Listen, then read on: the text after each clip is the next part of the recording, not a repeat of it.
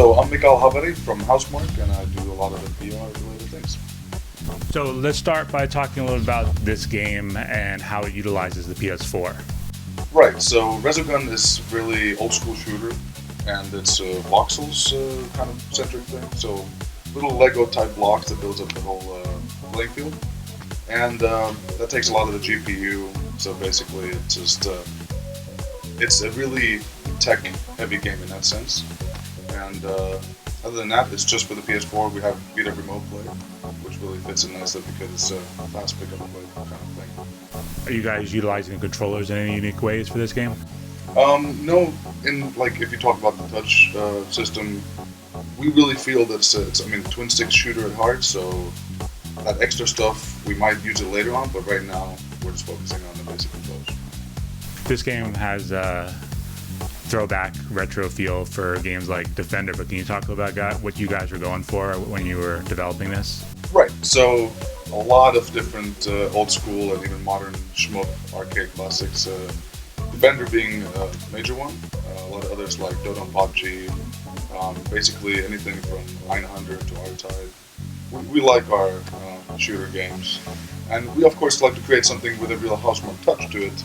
So adding the boost and all these kind of cool things that we had in Stardust make it something of a unique title, even though it's more of a homage, of course, to the genre itself.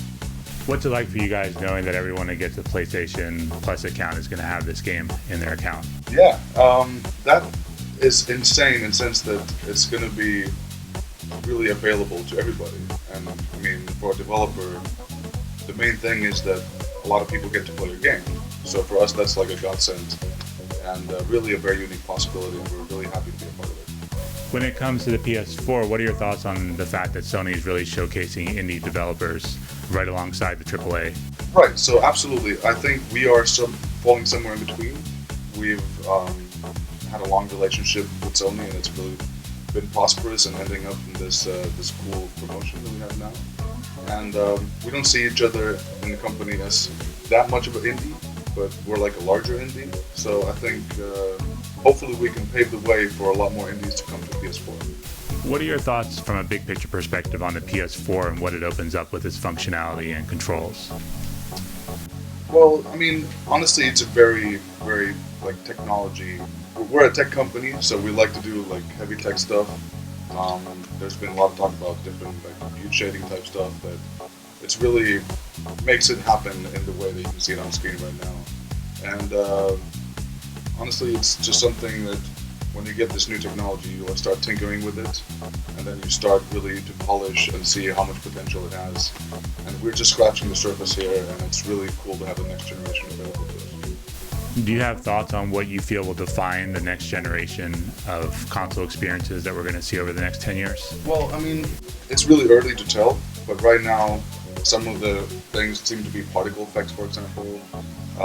So a lot more stuff that we didn't see in previous generation in terms of details on screen.